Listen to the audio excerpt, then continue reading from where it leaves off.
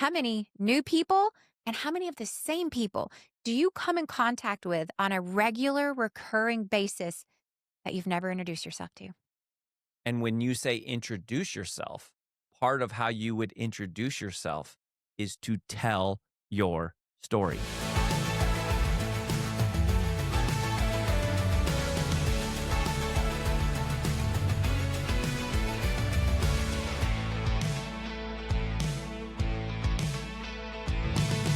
If my story makes sense to everyone, but sells to no one, how niche should I really be in order to convert?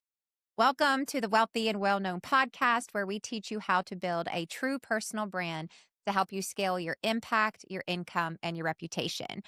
Today, I am joined by my co host and husband, Rory Vaden, and we're going to be talking about the power of niche storytelling. But the question is, how niche, right? Back to the opening, it's like if it makes sense, but it doesn't convert, then how niche should we really be?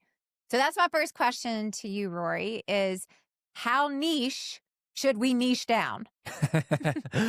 Yes. Okay. So those to me are different questions, which is like, what story should I tell to convert versus how niche should I niche down?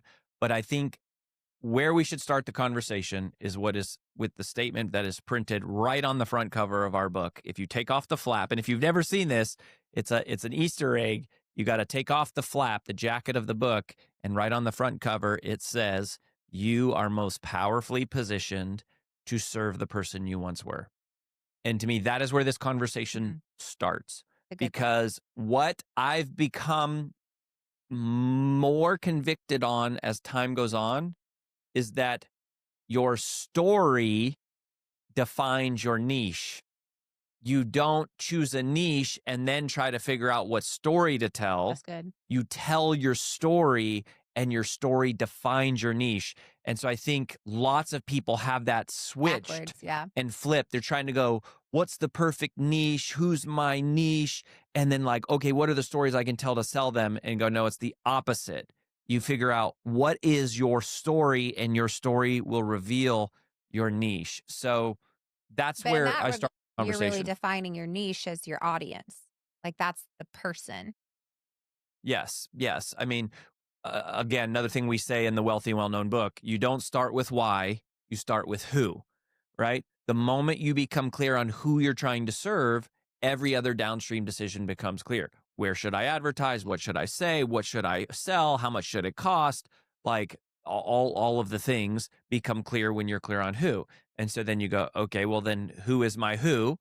Well, I'm most powerfully positioned to serve the person I once was. So I think when we think about, And let's pause right there because I think for us, that's a really common idea, concept, theme, right? We've been working on that the last 7 years. We know very intimately what that means. But for someone who's listening, who's like, serve the person I once was, like, what does that mean? How do you determine the person you once were? So I think it would be like if we're saying, hey, this whole idea of niche down is really about a who, it's about an audience. I think it would be worthwhile to go, how do you determine who you once were? Like, how do you define that? yes, so a great, if you want to tell a story that sells, you have to tell a story about someone overcoming a problem and achieving a result, right? That's what a story is. It's somebody wants a result, they're blocked by something, and the story is the description of their journey past those obstacles to achieve that result. That's what storytelling is. It's that simple. So if you want to tell any story that sells, it's got to be, what obstacle did the person overcome? What challenge did they conquer? What setback did they survive? What problem did they push past? Right? That is the story. As we teach in our world class presentation craft curriculum, the story is the struggle. The struggle is the story. The story is not about where they start. It's not about where they end up. It is the journey, the two steps forward and one step back. So anytime we're talking about storytelling and selling in the same conversation, we have to be clarifying what problem is being solved. Mhm. So to figure out who am I most powerfully positioned to serve, if we're telling your story, then the conversation is, what challenges have you conquered? What Mhm. obstacles have you overcome? What tragedies have you triumphed over? What setbacks have you survived? Sounds like you've said this I've before. said it before a lot, and I will, every time I talk about it, I get a little sharper. I think a little clearer on exactly what we mean. And I think there's a lot of people who are like, yeah, if you want to sell more, tell stories, but they don't teach you How? how, What? Mhm. what is a good story, what does that mean to tell a story. And I think we're going, okay, your story is about what problems have you Yeah. overcome. Well, I think that one of the things that's really important and, some of this to help everyone kind of articulate is like if as you go through your own journey listening to this conversation today is the who really does emerge out of what are the obstacles you've overcome, right? What are the lessons that you've learned? What are, all the setbacks that you've made it through? And I think that what's important is to go, okay, well, you got to kind of go back and it's like, and decide is your audience the person that you were a year ago, 5 years ago, 10 years ago, or 20 years ago, right? Because there's an evolution of serve the person you once were, right? Well, is it the person I was when I was single? Or is it the person was when I felt invisible? Or so how do you discern that? Like, because all of us kind of have a history of past versions of ourselves. Yes. So this would be a great question that we've never talked We about. never I've really never talked about asked it. this Yes. Yeah. because you've been a series of different people over the course of your life. How do you know which one? So, for the context of this conversation, I think we're talking about what problem Yeah. are they paying us to solve? So, when you talk about storytelling and selling, it becomes very clear what stories you should tell because they're the stories related to the things you're selling, Mhm. right? So, in our case at Brand Builders Group, it's like people aren't paying us for me to tell them the story of how I lost 45 pounds, even though that's a journey that I've been on, Mhm. right? That's not what people are paying us. I could tell that story anecdotally here and there to create connection or as a part of a presentation, but that's not the story. That's not the person that I'm serving Mhm. because that's not our business. So I think there's a difference in understanding, yeah, our whole life is a series of stories. Um, which stories sell, though, are the ones that are connected to what you offer, right? So if I'm a financial advisor, I need to be telling stories.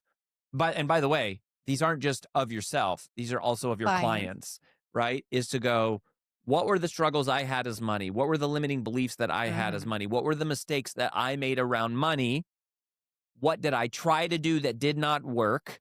Why didn't that work? Then what did I finally do that did work? And then what was the result that happened for me in my life and or my clients? So for us at Brand Builders Group, it's the stories about me wanting to be a speaker and me wanting to become an author and us becoming entrepreneurs and us learning how to sell and us learning how to lead because people are hiring us to help them achieve those specific So dreams. I think there's something in this conversation that I think is very important to pause and to pull out.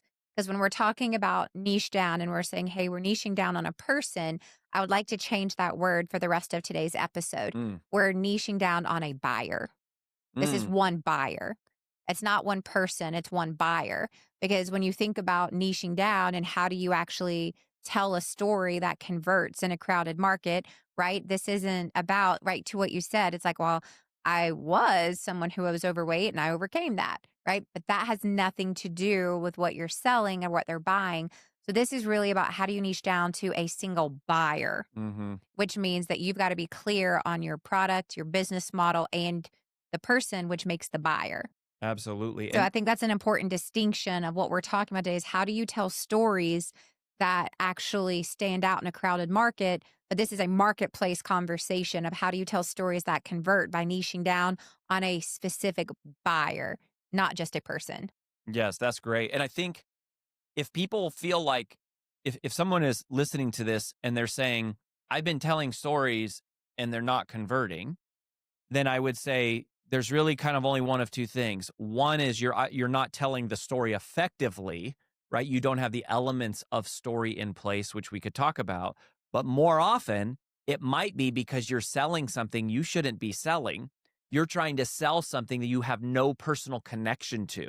You have no inherent passion about because you're talking about a journey that you've never been on and you've never guided somebody on. And that's going to be hard to tell a story. It's hard to tell a story that you haven't lived. Well, could you also, though, be telling the right story, but to the wrong audience? Sure. Yeah, Right? But I that's think possible. I think that's a part of it too. It's like when a story lands, then you know it was the right story at the right time with the right people. But often, if the story isn't landing, I don't think it's necessarily always the fact that you didn't live the story. It's like, are you just telling the right story to the wrong audience? Sure, I think that's possible. I think what's interesting about the world of social media that we live in is it's almost like I almost don't have to think about the audience necessarily. I just need to tell the truest version of my story in a way that illustrates what problem I overcome because the algorithm goes and it finds the people for that story, right? Like if you do it right, this is what we're saying. It's like you start with the story, your story becomes your niche because at least in a social media context, right? YouTube, Instagram, Yeah, but we got to talk about offline too. And that doesn't and those are necessarily hit. those are That different. doesn't Yeah, hit what the you're same saying way. is really true for offline, right? It's like if I'm in front of a group of nurses talking about how I overcame, my fear of public speaking and here's how to become speaking, it's like that's not going to convert. But it's like you could even be a financial advisor talking about, your path to wealth building or retirement or whatever. But if you're talking to a whole bunch of retirees who are in their late 80s, story's not going to hit. It's not going to land. Right. You're not reaching the right audience. Yeah. So I think it's both making sure it's the right story for the right audience. And maybe that's a distinction that is unique to the world we're living in now, to the world you and I started in business. We were predominantly in front of offline audiences. And so you had to really select the audience, which you still do today for an Mhm. offline audience. In an online world, it's sort of like, yeah, so it's like in an offline world, you do lead with the niche. You Mhm. target the industries and the audiences that you're going after. You ask for referrals to a specific type of person. You advertise to a Yeah. specific type of person. But with content marketing, it's like you tell your story, and the clearer you tell your story, it's like the audience for that story starts to show up. That's kind of interesting. Well, I think we could talk about both of those, but I still think that today, most of the people who are listening are still doing the predominant amount of their business offline. Sure. That's the vast majority of all businesses, regardless of what the internet tells you. Most people still buy and sell based on referral, word of mouth, repeat buyers. They're not going to social media to find their financial advisor.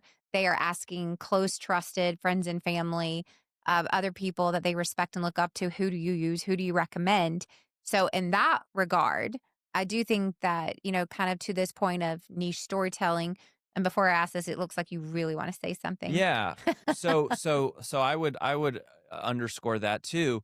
But I as you're talking, it's occurring to me that the same algorithm dynamic also occurs offline. Like one of the things you say, we had another episode where you're talking about share the hard parts of your story, Yeah. share who you are, is even if you're not my audience, if I tell our Bible study my story. They may not be my audience, but then when they meet somebody, Yeah. oh, I met a guy who's writing a book. You need to meet him. Or I met someone who wants to become a coach. Or I met a lawyer who who Mhm. who wants to grow a podcast because I've told my story to the people. You have like your 6 foot rule. You should explain what your 6 foot rule is. Um, if I tell my story offline to people who are maybe the wrong audience in terms of they're not the right buyer, but they're people I have a relationship with, then they become equipped to refer people to me because they know who I'm trying to meet. Yeah. I think that's really good. One of the things I think is interesting, because I think like to that, it's like even if you're telling this offline story about what you do, who you help, how you help them, right? And that's a story. I just want everyone to be clear. It's like That's a story. I think what's one of the most interesting facts, this is a total side note, tangent, mental squirrel that just happened, but I think it's worth mentioning is that I meet people all the time, as do all of us. And most people cannot tell you what they do. Mhm. It's amazing. It's like they stumble, and I'm like, Do you not know what you do? Are you not clear to how articulate it? Or do you not think I'll know what you do? Like, it's a very bizarre thing that people cannot tell you what you do. Stumble, fumble, blah, blah, blah, blah. But Yep. that is a story, right? Of you being able to clearly articulate at the right time to the right person in the right moment what you do is actually how you get business. Can you tell everyone what the 6-foot rule is? Your 6-foot rule? Yeah, it's very, very simple, not sophisticated. But my 6 foot rule has to do with offline communication, offline networking, selling, whatever you want to call it, is that you have to be willing to tell anyone that you come in contact with, i.e., 6 feet, right? Anyone who is within 6 feet of you, you have to be so convicted in what you do that if anyone is within 6 foot of you, you would be willing to tell them what you did. And you would be able to clearly communicate what it is. And some of the examples I give are the value of how many people that you're in front of on a every week recurring moment, right? Who you go to church with, the parents you meet when you're dropping or picking your kids up from school, the people at the soccer field, people standing in line at Starbucks, right? The people that you're standing in line with checking into a hotel or checking out, the people at the airport. Like we are constantly surrounded by other people that we do not talk to, right? One of my favorite things to do right now is to just watch people at the airport. And every single person, no, I shouldn't say every You're single a person. people That's watcher. You're a I, people watcher. totally, totally people watching. But what's amazing to me, and again, I can't say everyone because that's not fair, but most people have their heads down looking at their phone. You're sitting next to potentially your next customer. You're standing behind your best prospect. You're getting your nails done next to your new best friend. It's like you're sitting, next to the person at church who could change your life. Humans. There's humans There's humans everywhere. There's everywhere. humans everywhere. And it's like we overlook the quantity and the quality of people who are right at our disposal. They are within arm's reach. That's why I say 6 feet. It is within arm's reach, and we're ignoring them. Just pause and think about that for a moment. How many new people and how many of the same people do you come in contact with on a regular, recurring basis that you've never introduced yourself to? And when you say introduce yourself, part of how you would introduce yourself is to tell your story. A succinct key is part of that is succinct way to illustrate why you do what you do, how you do what you do by simply telling how you got into doing what you do. Yeah. And that is like the fastest way to your next customer is through real life humans. And there's They're there. humans everywhere. They're everywhere. There's 7 billion of us, right? We're everywhere. We just have to be willing to engage. We have to be willing to interact. We have to be willing to put our phones in our pocket, put it on airplane mode, put it away, make eye contact, and introduce yourself. And there's a lot of power to that. And you just never know. Like I was at a quick personal story. I was at a dinner party at some friends with you. You were there.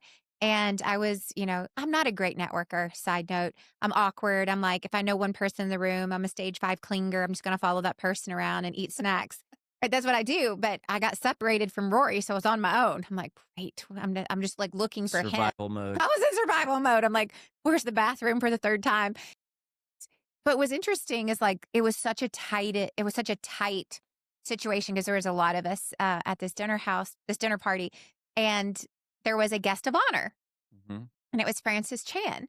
And I happen to follow Francis Chan, and I really love his teachings, and I think he's an amazing human being. And I saw him earlier in the night, and like kind of avoided eye contact and moved on. And I'm an awkward networker. But then I got stuck shimmying my way in between him and another person, and he made eye contact, and I'm like, 6 foot rule. It's my own rule. I have to do it. So I paused and I put my hand out and I introduced myself. And And he was like, "So, AJ, tell me, what do you do?" And I was like, "Here's my chance," right? And it's like, but it was amazing. And I was like, I help entrepreneurs build and grow their personal brands." And he goes, "Personal brands? Like, what do you mean?" And then I like went on and because I know he's a speaker and author and do all the things. And he goes, "So you help people like me?" And I was like, "I help people exactly like you. In fact, we've probably worked with some of the people you know." And I made a list of clients. And he goes, "What'd you do for them?" Right. And it was like, I had the answers. But that's only because you know and you practice.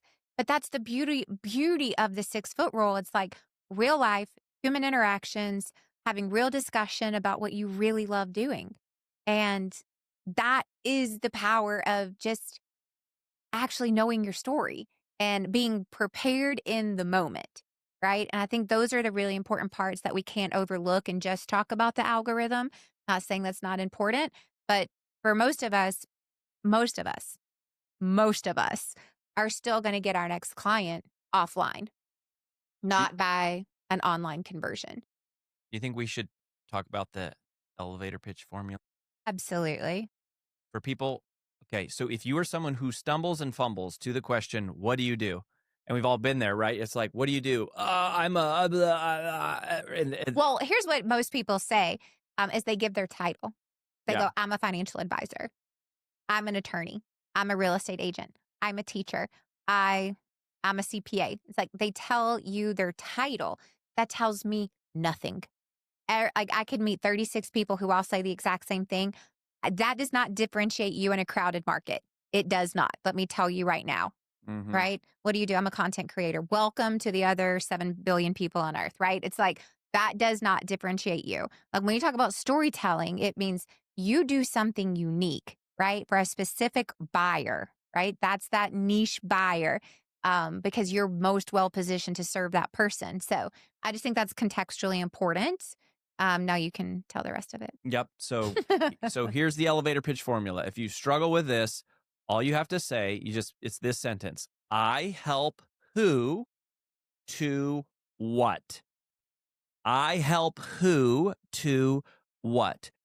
Remember, you don't start with why, you start with who. So who do you help? What type of people do you help? You start with who.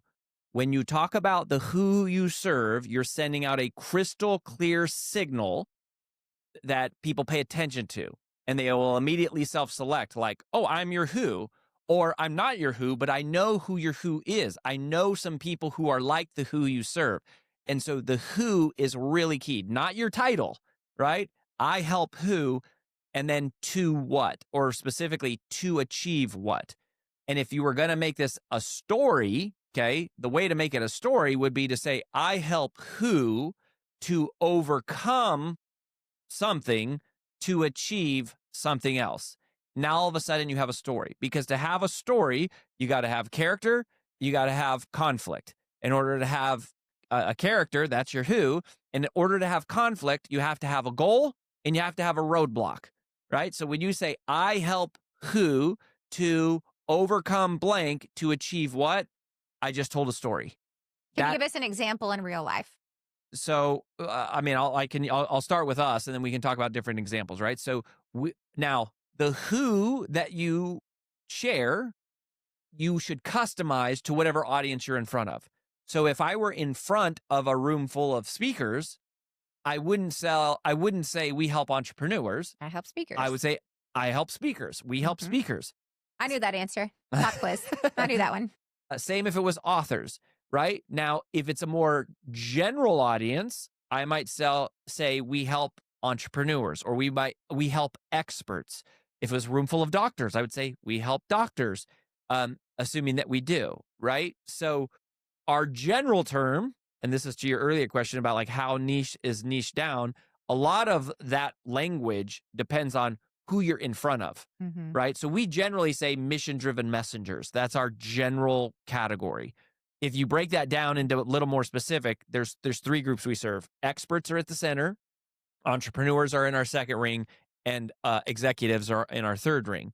But even inside of experts, right, we would narrow down to go speakers, authors, coaches, consultants. Inside of entrepreneurs, we would say doctors, lawyers, accountants, whatever. So you tailor the language a bit, but at the The bullseye, which is also both the most broad term and the most narrow term, is mission driven messenger.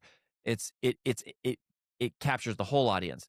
So I help who to what, right? Oh, you still didn't give us the whole story. To build and monetize their personal brand. Now, I would also tailor the what, right? So if it were a general audience, it's like we help entrepreneurs to build and monetize their personal brand. But if it was authors, I could say we help aspiring writers to become best-selling authors.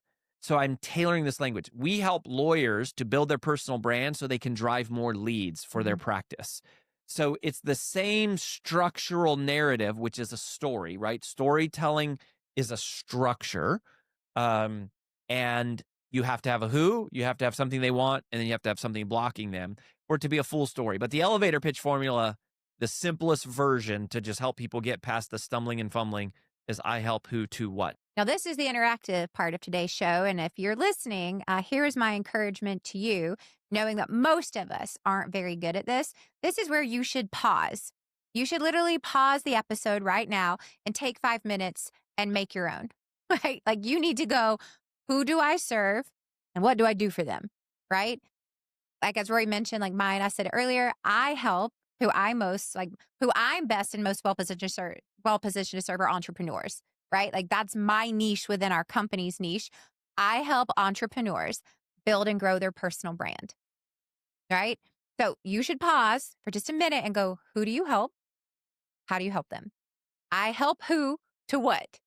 This would be an amazing value for you to do right now. This could change the trajectory of your business by simply knowing how to introduce yourself in the right rooms. So this is an amazing thing that you could do for yourself right now. And I would encourage you to answer that question in the comments. Like actually type it out. I help who to what. You might get business from the humans interacting on the comments, right? But like we have to get comfortable saying that. I help who to Absolutely. what, and not your job title. It's not I am a That's blank. right. It's a I help who to what. It's not about you. It's about who you serve.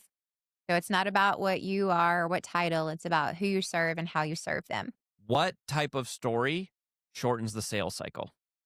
You are a great salesperson. You've sold lots of stuff. What do you think are the key elements of stories that reduce the time it takes people to make a decision? I don't think my answer would be a story. Interesting. Yeah. Twist. There's a twist. Plot twist. There's a plot twist in the conversation. I actually think the most powerful thing that shortens the sales cycle is telling people that the sales cycle is going to be short. Interesting. I think, in my experience, and this is just me personally, I have not used storytelling as a tactic to help shorten the sales cycle at all. What I believe is the most powerful thing that you can do to help shorten the sales cycle is to start every sales conversation and end every sales conversation the exact same way. And that's a very simple, what we call creating a buying atmosphere, right? It is to start every sales conversation with, hey, Rory, we're going to cover a lot of information today. And at the very end, we're going to get to a place where I've covered everything that we do. And you're going to know if this is a fit for you. And when we get to that point, I'm going to just simply ask you if you want to move forward or not. And I just want to tell you up front, either way is completely fine with me. I will be completely good with a yes. I'll be a completely good with a no. I know that we're not for everyone and not everyone is for us. All I ask is that at the very end, you give me a clear yes or a clear no. Is that fair? Yeah, absolutely. And then I have the conversation, ask a bunch of questions.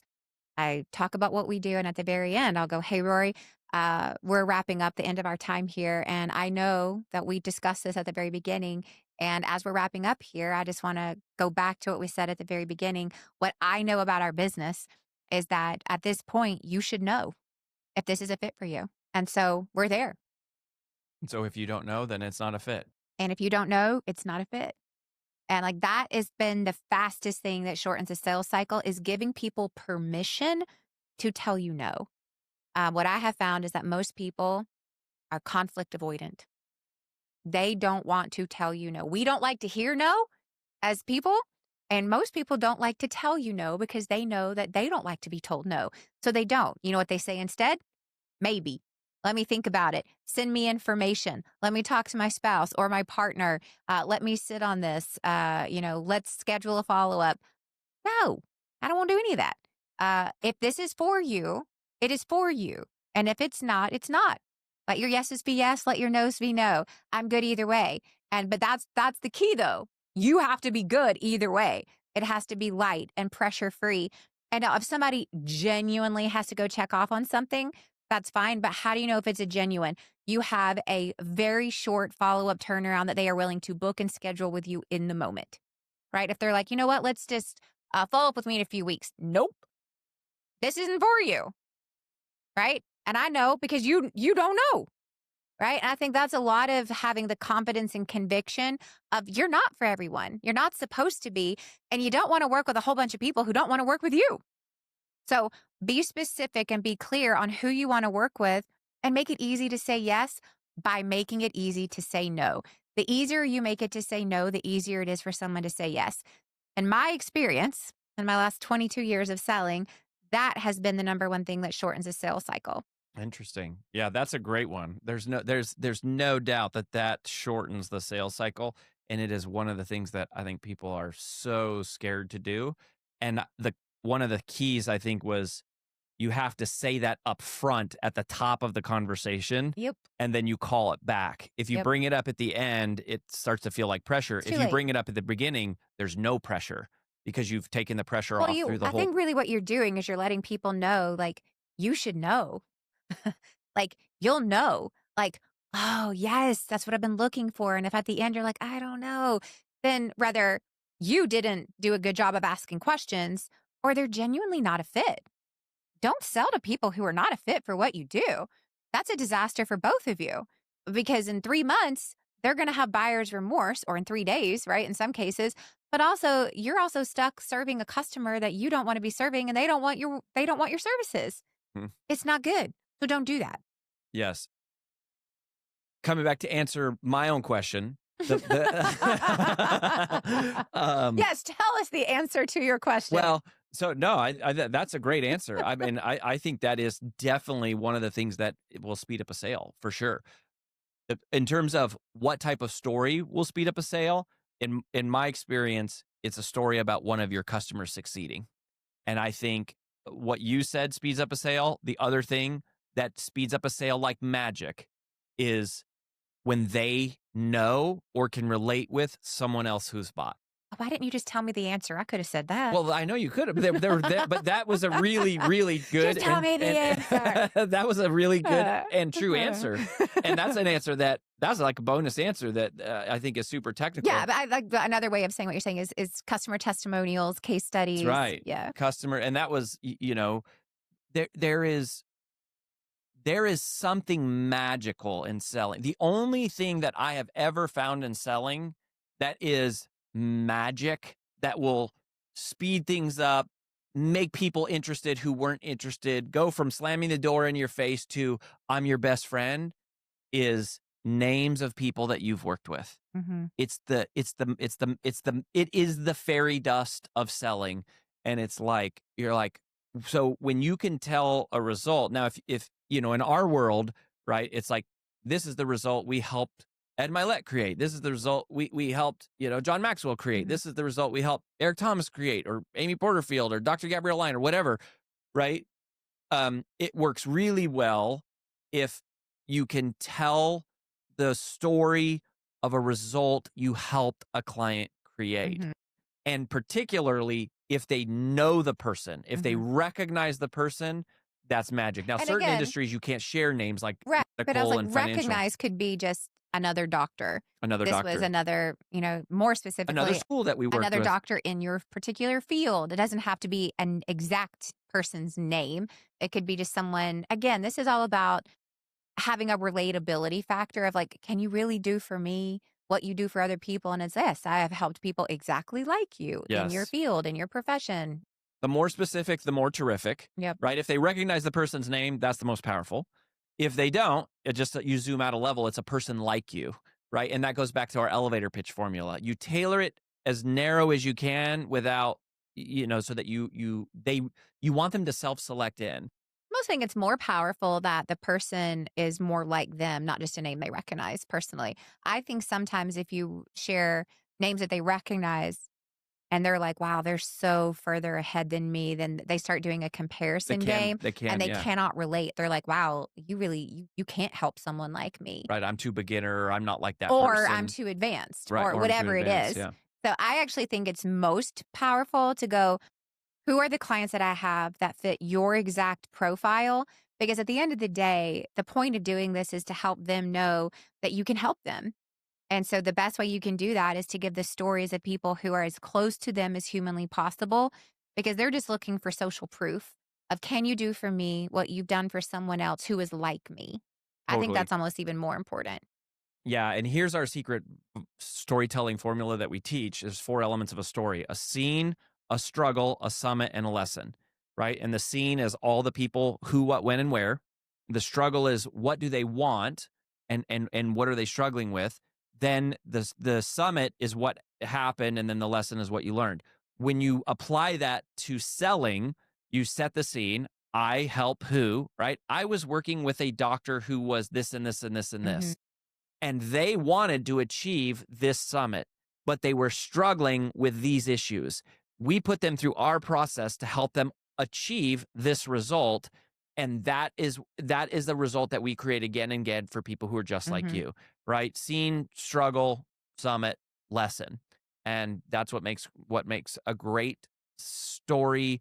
You could call it story selling, right? Story selling, the stories of clients that you've worked with that are like the person that you're talking to, and what problem did you help them overcome, and what result did you help them achieve. Yeah. So you can tell stories or you can just tell people that they're going to know yes or no. And if Either you way, if you do both of those things in the same power duo. conversation, that will be, Different strokes for different folks. They both work. yeah. And if you don't have any customer testimonials, Clustermer. customers, Clustermer. it's a It's a cluster. cluster of When customers. people buy from you that shouldn't have bought from you, we call those customers. It's the wrong people bought. But Oh. I lost my train of thought. Customer is so good. That's so good. But Time for our favorite segment. yeah, on to the community question, Vaden. Okay, so here is one of our favorite segments. So every week, our Brand Builders Group members, right? So the people who are members in our program, these are the people that we help. They vote on the most pressing question that they want for us to break down, and the one with the most upvotes becomes our featured community question on the podcast. So let's dive into the question that our BBG members chose for this episode. Question: I serve founders and operators. Can I keep one story for both? Oh, this is great. This is your people, Mhm. entrepreneurs. I serve founders and operators. So I'll clarify.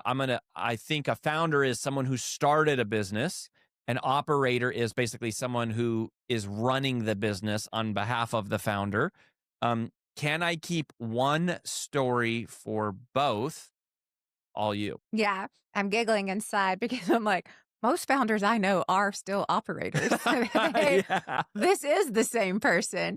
But no, to answer the question, in the event that you find someone where the founder has stepped out of the day to day and Or you're sold the or business, sold a maybe. business or whatever, they have an operator. So here's what I would say. This really does go back to a conversation that we had haphazardly at the beginning of this episode, which is, you have to think about your core target audience as you have a bullseye. That's your primary. Then you have the second ring of the bullseye, which is what we call your secondary audience. And then you have the third ring of the bullseye, which is your tertiary audience.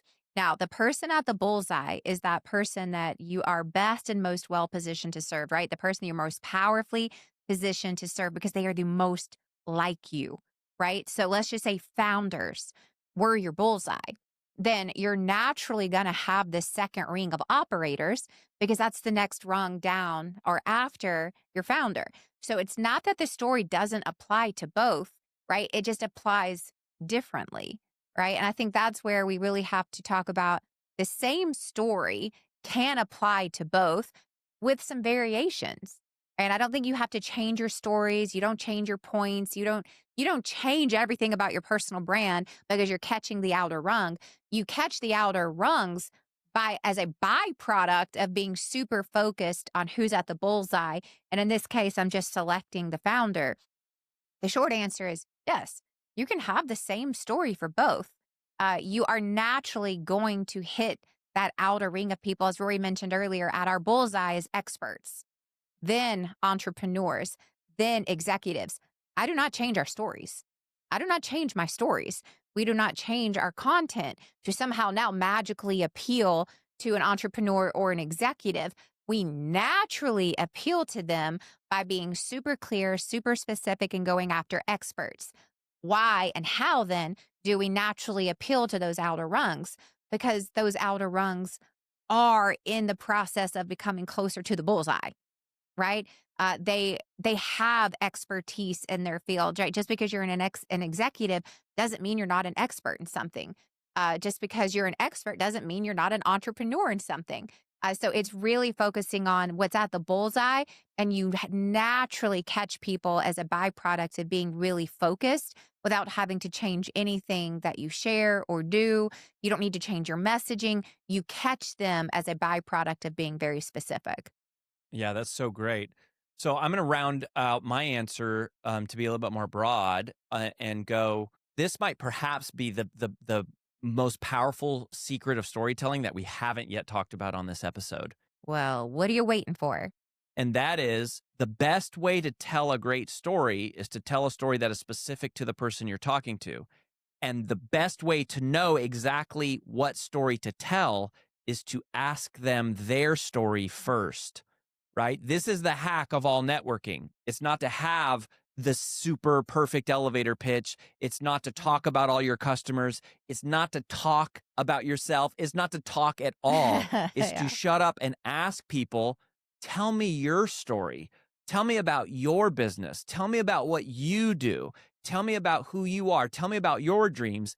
And as they tell you their story, they're not only telling you their story, they are telling you exactly what type of story you need to say back to them in order to make a sale. Yeah. So they are telling you exactly what they need to hear in order for them to relate to what you do. Mhm. So this is why we say truly the greatest salespeople are not smooth talkers. They're master question askers first. Absolutely.